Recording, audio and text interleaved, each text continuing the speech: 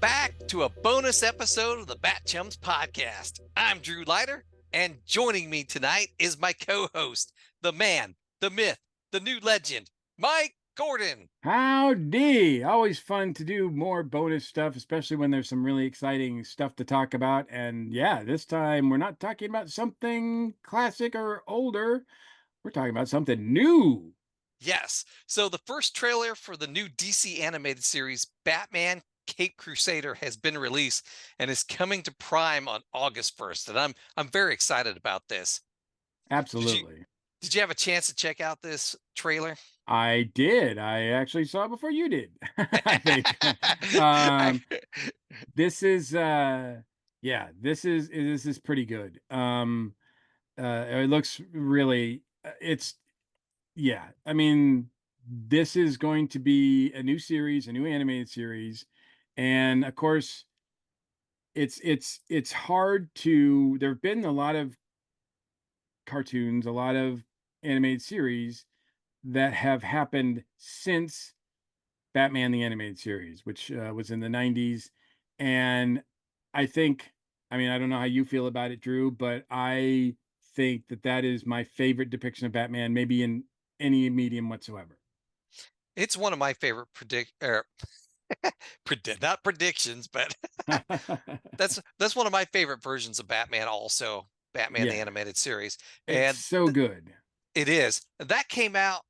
That came out when I was in college. I remember watching the first episode with my college roommate, and if I remember right, it was on every weekday, like at 4 p.m. or something like that.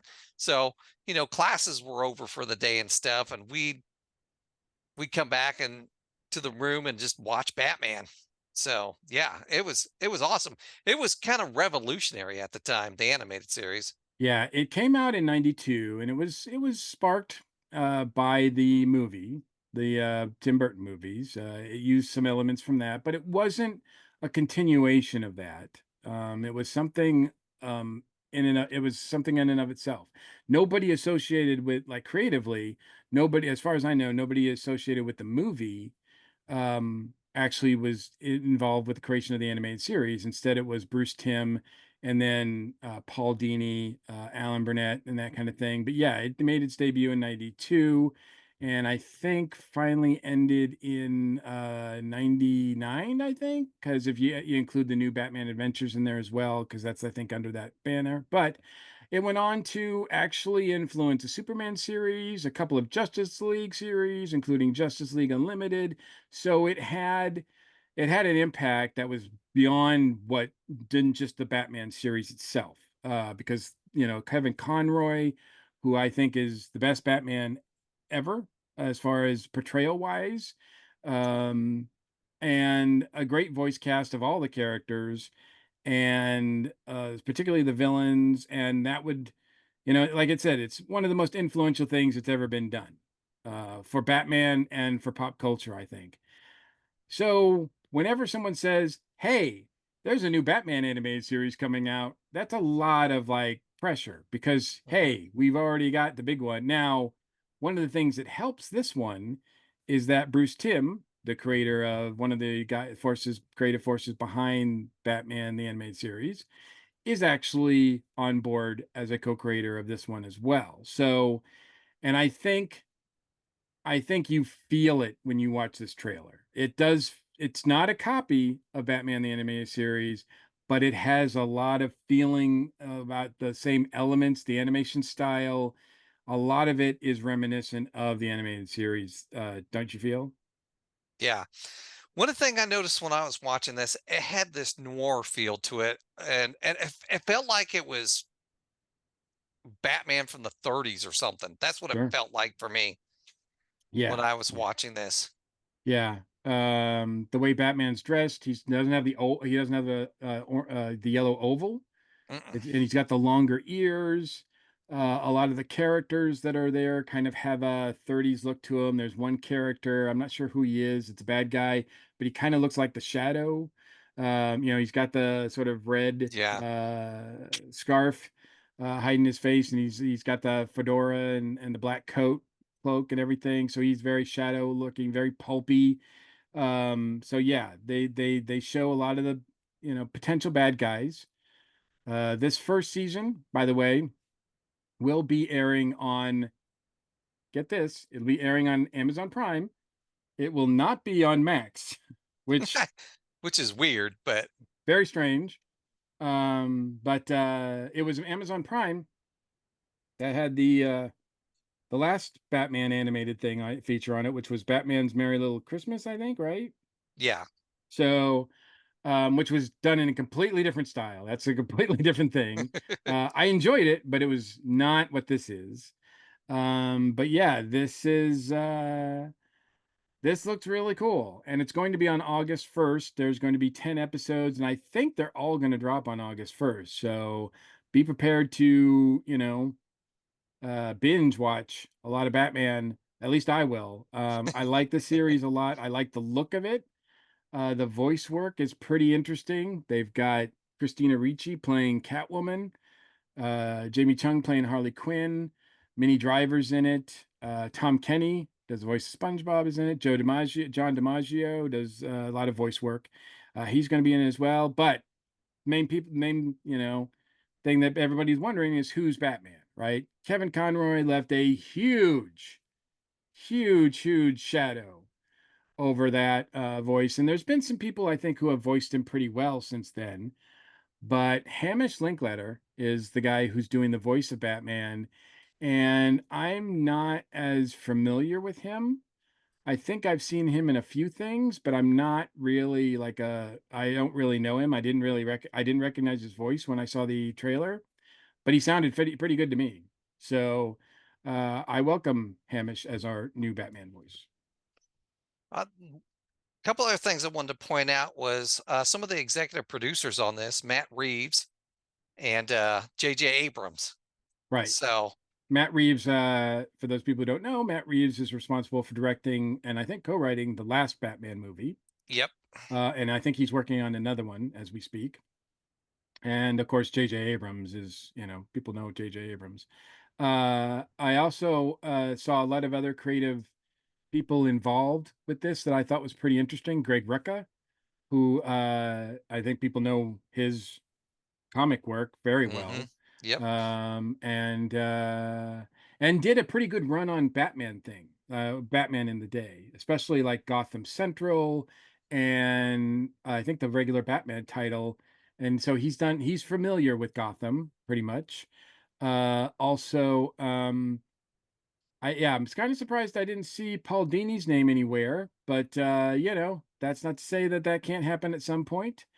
Ed Brubaker is also listed as a creative person behind this, and I have a lot of respect for Ed Brubaker and his comic work as well. He's done also some great stuff with Gotham in the comics and the Batman character. So yeah, there look like there's some pretty good folks behind this.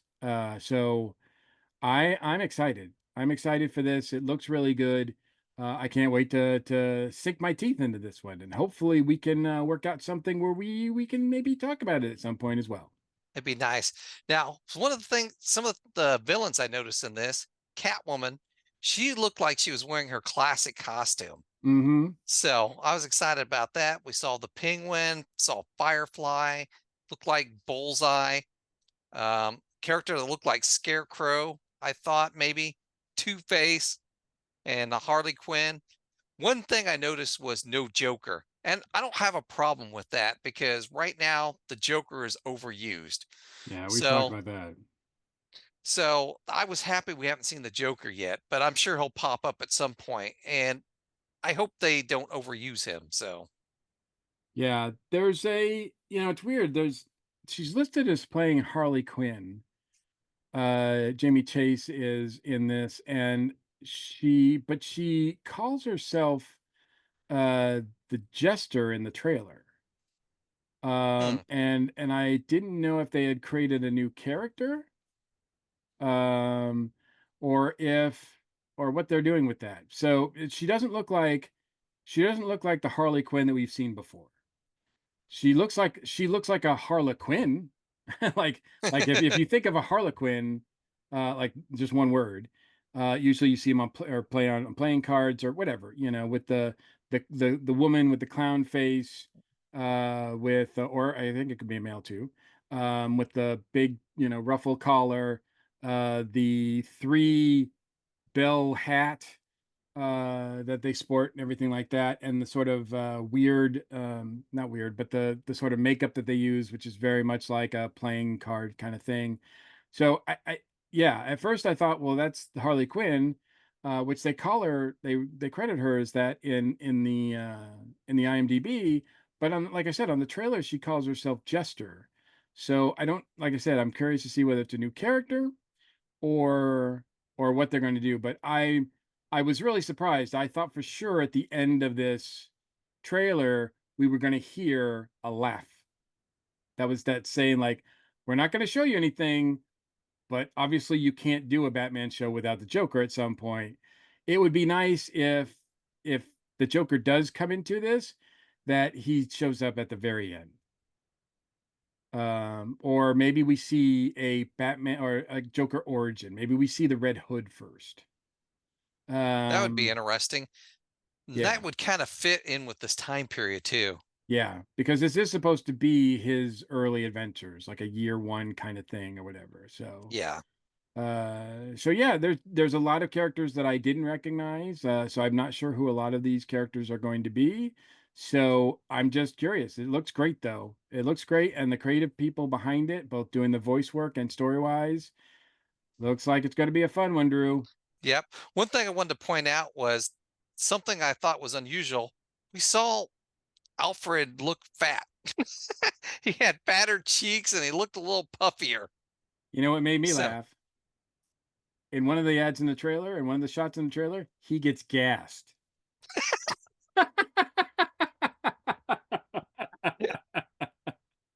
poor Alfred always getting gassed. Oh man. I was like, I don't know if that's an in joke to the 60s series, because we've talked about that so much in the 60s series, that Alfred's always getting gassed, but there he was, getting gassed. Now, my understanding was, and I don't know, maybe you could back me up on this a little bit, but in the original golden age of Batman, Alfred was a more rotund butler.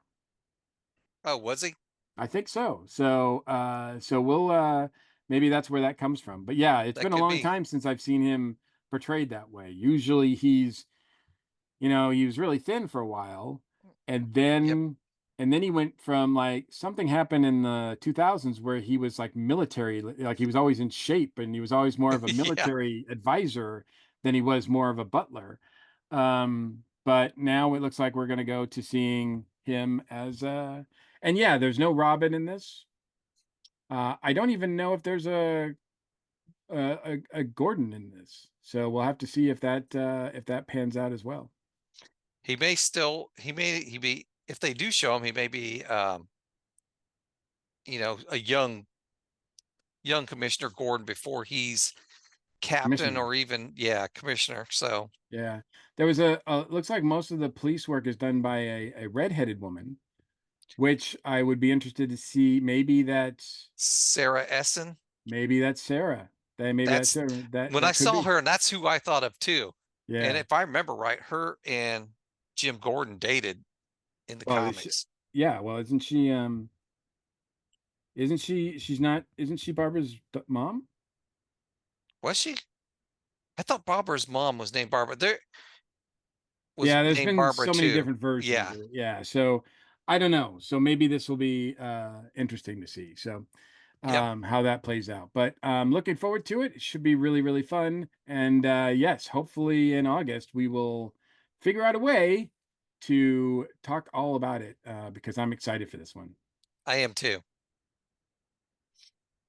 All right. Thanks for joining us for this bonus episode.